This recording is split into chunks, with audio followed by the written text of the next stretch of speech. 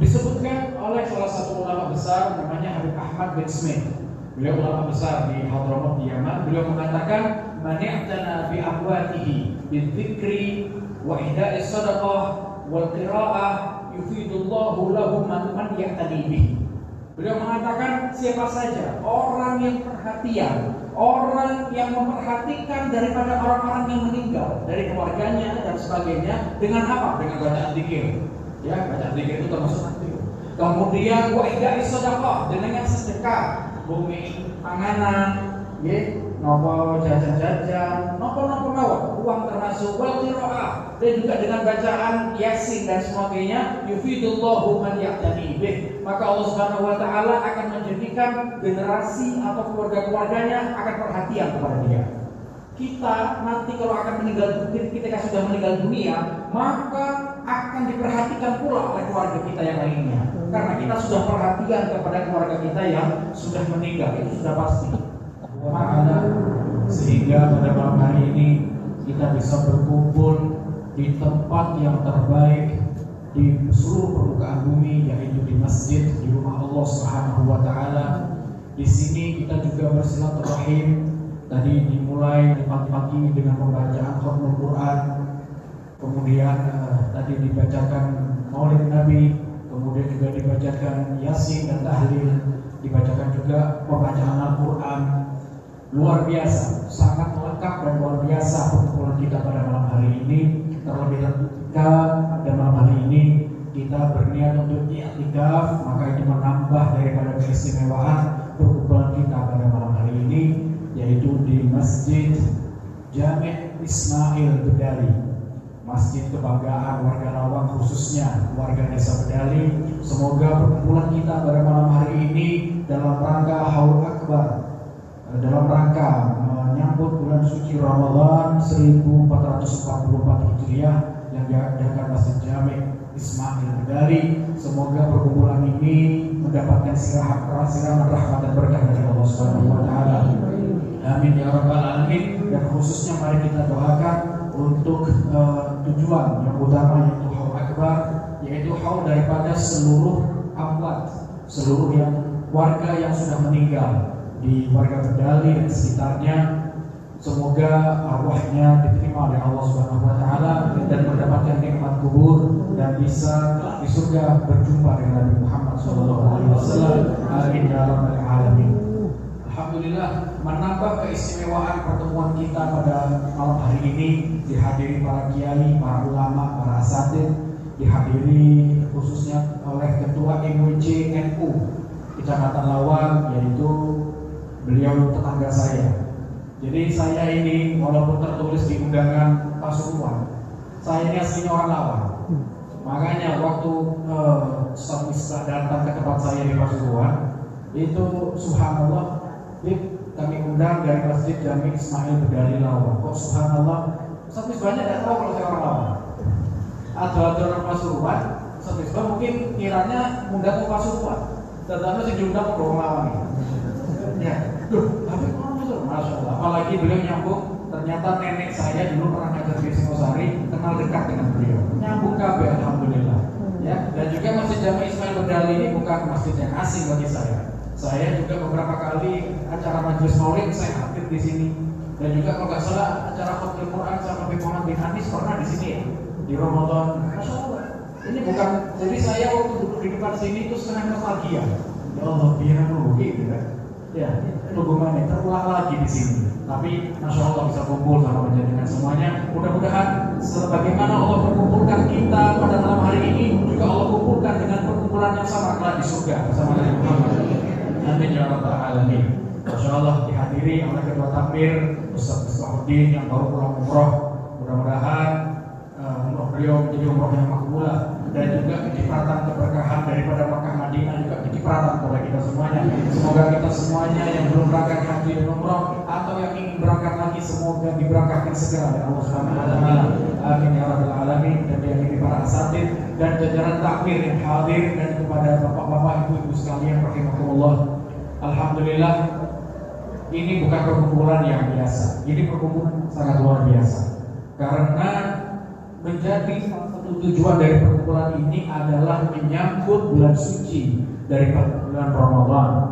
Ini adalah suatu hal yang luar biasa. Ini adalah suatu hal yang luar biasa. Apalagi juga disambung ada kegiatan daripada Haul Akbar. Saya waktu undangannya Haul Akbar. Saya kira haulnya kiai siapa gitu. Ya, kok nggak ada namanya, haul siapa gitu. Saya tanya sama Misbah, oh Beb, ini haulnya warga Pedali. Oh Masya Allah.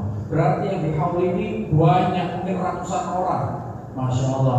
Semoga arwah mereka mendapatkan kenikmatan kubur. Amin ya rabbal alamin.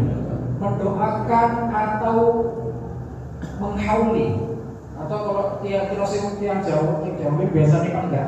Saya sendiri pandak. Jadi tahunan itu pandak. Ya, nopo itu adalah kegiatan yang sangat luar biasa. Kita ada keluarga kita, ada orang-orang yang kita cintai meninggal dunia. Kita sedih dan kita berharap yang sudah meninggal mereka mendapatkan kenikmatan kubur. Bagaimana caranya agar mereka bisa mendapatkan kenikmatan kubur? Kita yang masih hidup bisa untuk memberikan andil agar mereka selamat di kubur. Yaitu dengan apa? Dengan membacakan tahlil, dengan ziarah, ya didoakan, bacakan yasin, kemudian sedekah diniati untuk si mayit. Itu bagus. Ya, memberikan hadiah diniatkan untuk memberikan sedekah untuk kepada mayit, itu akan sampai kepada mayit dan mereka akan menikmati daripada pahala sedekah itu dari kita. Disebutkan oleh salah satu ulama besar namanya Habib Ahmad bin Smith. Beliau ulama besar di Hadramaut Yaman. Beliau mengatakan, "Man i'tana bi ahwatihi bidzikri wa ihda'is shadaqah wal qira'ah yufidullahu lahu man ya'tani bihi." Beliau mengatakan, siapa saja orang yang perhatian, orang yang memperhatikan daripada orang-orang yang meninggal dari keluarganya dan sebagainya, dengan apa? Dengan bacaan zikir. Ya, bacaan zikir itu termasuk zikir. Kemudian wa ihda'is shadaqah, dengan sedekah, bumi panganan, ya, nopo jajan-jajan, nopo mawon, uang termasuk wal qiraah, dan juga dengan bacaan yasin dan sebagainya, yufidullahu man ya'tani bih. Maka Allah Subhanahu wa taala akan menjadikan generasi atau keluarga-keluarganya akan perhatian kepada dia. Kita nanti kalau akan meninggal dunia, ketika sudah meninggal dunia, maka akan diperhatikan pula oleh keluarga kita yang lainnya. Karena kita sudah perhatian kepada keluarga kita yang sudah meninggal, itu sudah pasti. Maka pemahamannya adalah kebalikannya. Kalau panjenengan tidak perhatian dengan orang yang meninggal dari keluarga panjenengan, maka bisa dipastikan da ono sing kacekreken bagi jenengan. Da ono sing kate boten tahlil, da ono sing kate boten yasin, da ono sing kate ziarah. Ono ae, masih yo keluarga dhewe, masih yo anak dhewe. Saya ini banyak dengar cerita orang-orang itu anak-anak. Wis jelas-jelas ono wong tuane di kuburan. Wis ngono kuburane cedek maneh. Ya, lek seminggu sekali ben tulis malam Jumat itu iso. Sebenarnya setiap hari pun bisa, tapi subhanallah anak ini, padahal anak itu nggak sibuk anak ini, tapi nggak keparani belas sekarang. Ini mungkin bisa jadi entah anaknya memang anak nakal, memang anaknya itu keterlaluan, itu pasti ya. Tapi juga bisa jadi karena orang tuanya, mungkin orang itu juga tidak perhatian dengan orang meninggal daripada keluarganya. Maka yang kita harapkan adalah apa? Doa daripada orang yang hidup.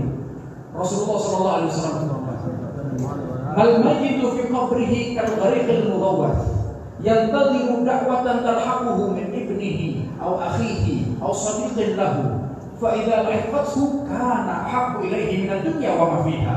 Rasulullah SAW bersabda, mayit orang yang sudah meninggal itu seperti orang tenggelam yang minta tolong. Panjenengan bisa bayangkan orang sing kelelep di laut, ya, moro tangannya ngambek-ngambek begini. Itu bayangkan bagaimana keadaannya orang yang tenggelam di laut, gak bisa renang. Ya, wes jaluk apa-apa tolong. Itu bagaimana gentingnya, bagaimana sulitnya keadaannya. Sama, semua mayit merasakan hal yang sama. Mereka sebagaimana orang tenggelam yang minta pertolongan. Pertolongan kepada siapa? Kepada orang yang masih hidup. Kalau mereka akan menunggu siapa saja yang akan mendoakan dia, sehingga sedekah diniati gawe mayit, mau yang ngasih yang baca tahlil, yang baca Yasin, kemudian yang ziarah bintang yang dimayit-mayit. Kalau mereka mengatakan kalau misalkan ada orang dari keluarganya, dari anaknya, dari sahabatnya yang mendoakan dia, maka itu ahabbu ilaihi minad dunya wa ma fiha. Maka tidak ada yang lebih dia cintai dari seluruh dunia beserta isinya kecuali doa daripada orang yang hidup. Jadi panjenengan lek kepingin kula niki semerap bahwa pahala berbakti kepada kedua orang tua itu besar, tapi orang tua saya sudah meninggal. Terus gimana caranya saya berbakti kepada kedua orang tua saya? Orang tua saya sudah meninggal. Caranya adalah dengan ini, dengan minimal ya setidaknya setahun sekali menghauli. Tapi ya sudah setahun sekali, dia minimal setidaknya seminggu sekali. Biasanya Kamis malam Jumat ya. Biasanya niatnya Jawin itu Kamis malam Jumat. Kamis malam Jumat ziarah. Misalnya buat sempat ziarah, misalnya tebing, misalnya kuburan ini. Ya minimal kan beliau bacakan Yasin kali Demiani kan temayit itu sampai. Maka bacaan doa setiap hari dari anak atau minimal seminggu sekali kepada orang tua dari anak itu tanda berbaktinya anak kepada orang tua. Jadi panjenengan akan mendapat pahala bakti kepada orang tua ketika panjenengan masih mau mendoakan orang tuanya. Dan disebutkan bahwasannya orang itu akan rezekinya dilancarkan oleh Allah ketika dia masih mau mendoakan orang tuanya. Ya, ada orang yang ditanya, apa tanda-tandanya anak soleh? Ya, apa tanda-tandanya anak soleh ketika soleh itu masih mau mendoakan orang tuanya? Kalau ada anak yang sudah putus mendoakan orang tuanya, maka dia tidak bisa jadi anak yang soleh. Minimal bunga orang tua nih. Lah dewe gampang lali, tidak bunga orang tua. Ya cuma ngaku soleh, kecuali aja dijenengi soleh. Ya, apa saya itu dijenengi solehah.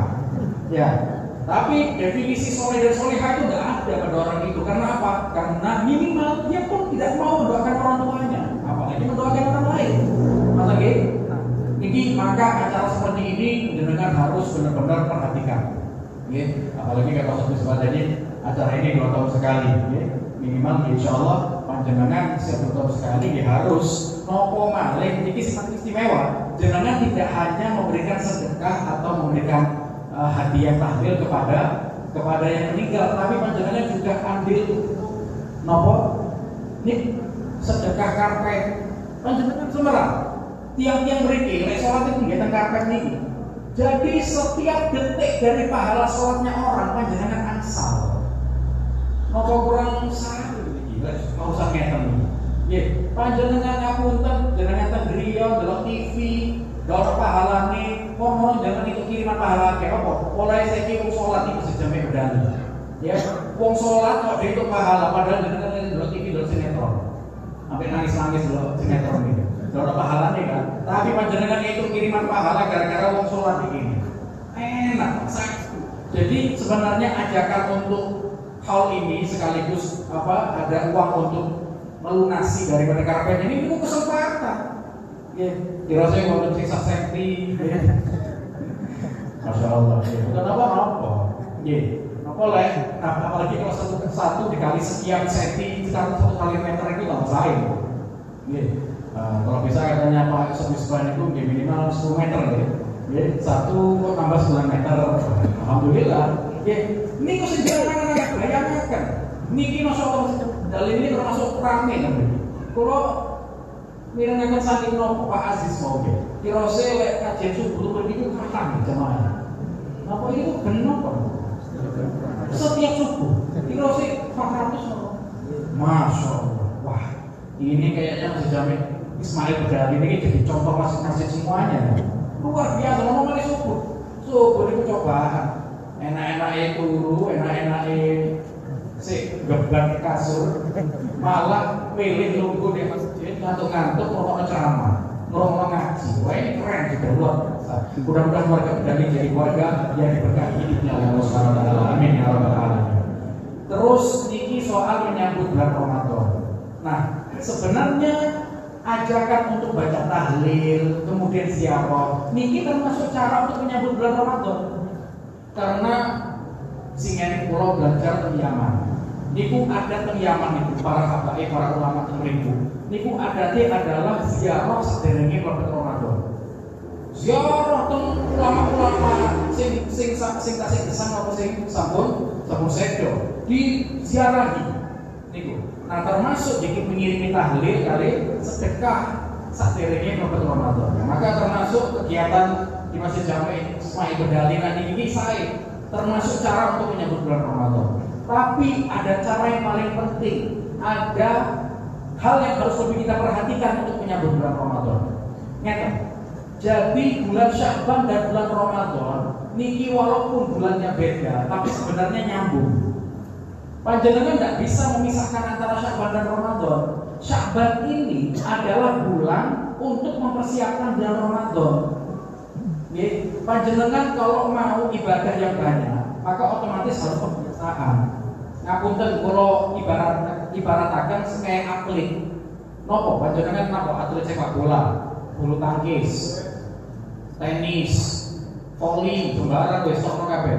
Ya, semua olahraga panjenengan jadi atlet. Ngapunten, napa malih awak dhewe, atlet-atlet profesional.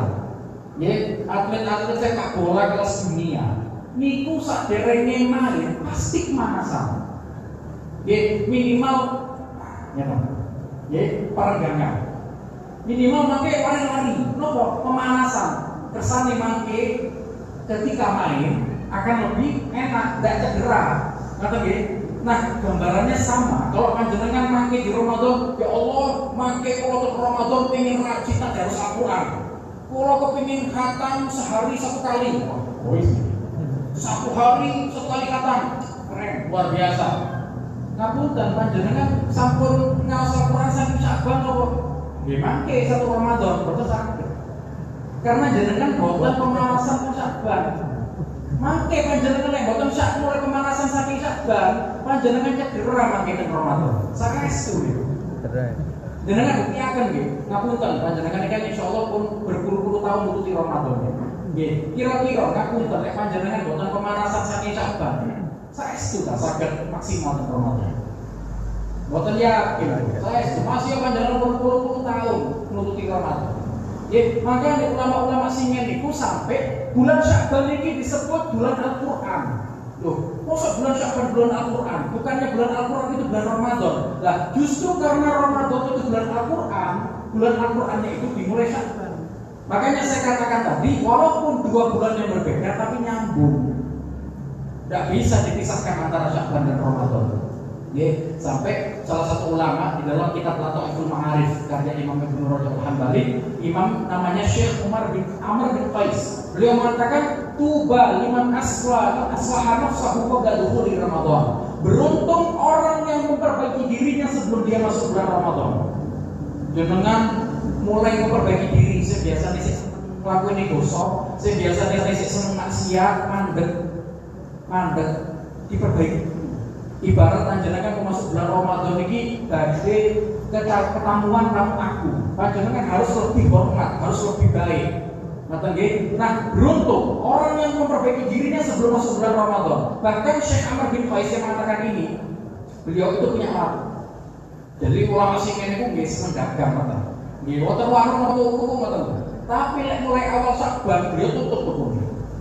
Napa? Beliau sibuk baca Al-Qur'an. Ya, sibuk baca Al-Qur'an, celek Ramadan tambah lanyah, tambah enak, tambah lemes. Jadi Al-Qur'an pas Ramadan tambah giat. Ya. Nah, sebenarnya ajakan ini adalah untuk ajakan orang-orang yang seperti kita ini, pendosa-pendosa, sing males baca Al-Qur'an. Nek ulama-ulama singen niku nggih dasare pun saleh, dasare nggih pun sae. Jadi masih yo boten bulan Ramadan, nggih kadang khatam Al-Qur'an niku sehari 2 kali. Sinten ulama sing sehari 2 kali khatam Al-Qur'an? Imam Syafi'i. Sing panjenengan fikihnya itu mazhabnya rata-rata Imam Syafi'i. Nggih, Imam Syafi'i niku sehari ini hari biasa loh. Hari biasa sanes Ramadan. Sehari 2 kali khatam. Sanes 2 juz loh ya. Awak dhewe 2 juz sehari itu wis bois. Ya, kita baca Al-Qur'an 1 hari 2 juz niku pun lumayan bagus, sudah tetap bagus. Niki 2 kali khatam. Napa ndak kurang keren ya napa? Tapi bulan Ramadan Imam Syafi'i 4 kali khatam 1 hari. Wis tidak nuntut wis apa carane. Ya jenenge ulama lek paling nggih ngoten.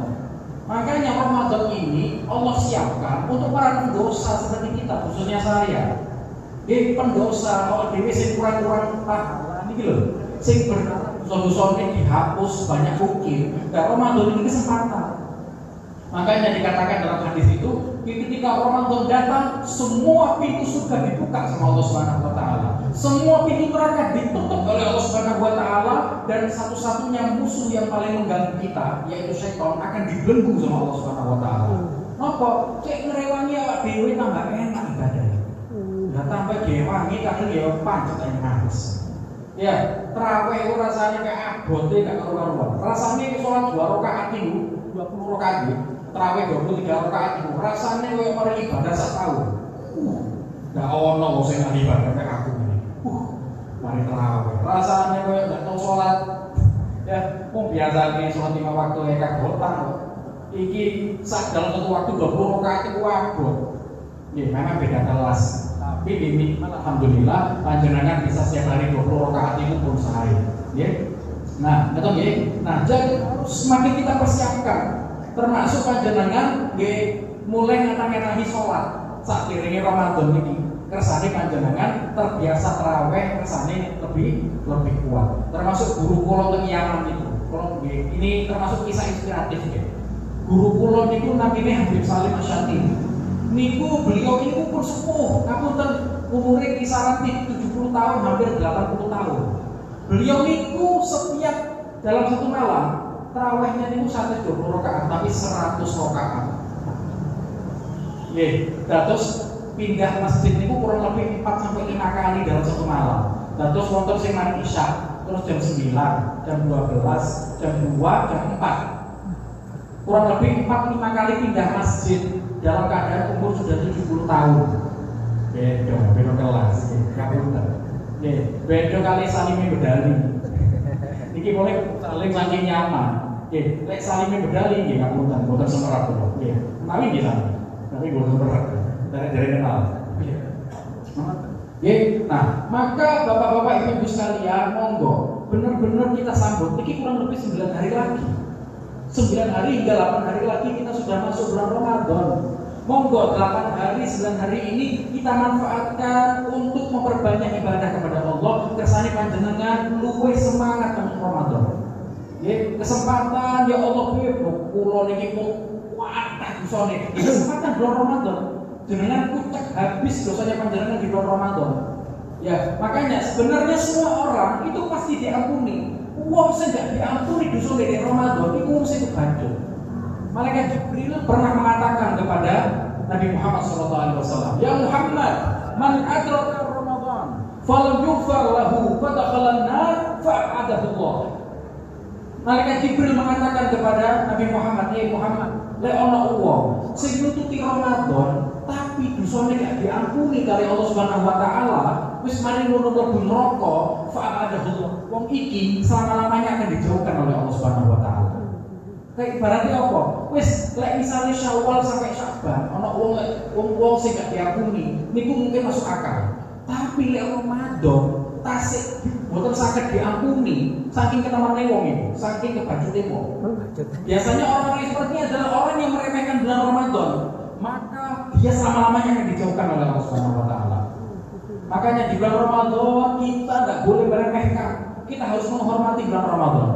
Terakhir, kisah terakhir ya, sebagai penutup. Niki insya Allah akan menambah semangat kita untuk menghormati bulan Ramadan. Disebutkan dalam kitab Irsyadul Ibad karya Syekh Zainuddin Al-Nibali. Disebutkan, dikisahkan ada seseorang namanya Muhammad. Dan semerap kalau Muhammad ini yang berdali, kemudian si Kosari dan semerap. Pokoknya dikisahkan konten yang namanya Muhammad. Lah Muhammad niki kelakuannya tidak sebaik dari namanya. Namanya Muhammad, masya Allah. Tapi kelakuannya waduh nakal luar biasa. Sampai kebiasaannya wong iki sering ninggalno sholat. Ya, sing biasane wong iki kabeh sholat di masjid, bagian ini tidak tahu sholat. Muhammad ini, wes nakal luar biasa. Sampai terkenal di kampung niku tiang iki tiang sing nakal, ibaratnya sampah masyarakat. Tapi Muhammad niki wonten satu keistimewaan. Ini yang mungkin tidak dimiliki orang lain. dia kalau sudah mau masuk bulan Ramadan, bulan Sya'ban kita niki, dia mempersiapkan diri, masuk bulan Ramadan, dia tidak mau maksiat, tidak mau melakukan dosa, dan semua sholat-sholatnya yang ditinggal dikodok di bulan Ramadan. Tanggung jawab. Dikodok sedanten, kata-kata sholat yang ditinggal itu dikodok sedanten di bulan Ramadan. Sholat 50 nggak ditinggal di bulan Ramadan, sholat tarawih bukan ditinggal. Intinya nopo, tiap sing namine Muhammad iki ingin menghormati bulan Ramadan. Mulai suka nek bulan Ramadan maksiat itu. Subhanallah. Wah, ngomong soleh itu tanggal. Muhammad, awakmu apa oleh Ramadan kok ngomong tobat ini? Nggih, soalnya bulan Ramadan iki lah syahrul taubah, syahrul rahmah, bulan tobat, bulan yang penuh dengan rahmatnya Allah, penuh dengan keberkahan Allah. Nggih, mugi-mugi mawon. Kula lek wonten ngeten iki, ya tobat lek ngeten iki mudah-mudahan Allah mengampuni semua dosa-dosa saya. Oh ya wis amin insyaallah. Ya maksud yang saleh niku.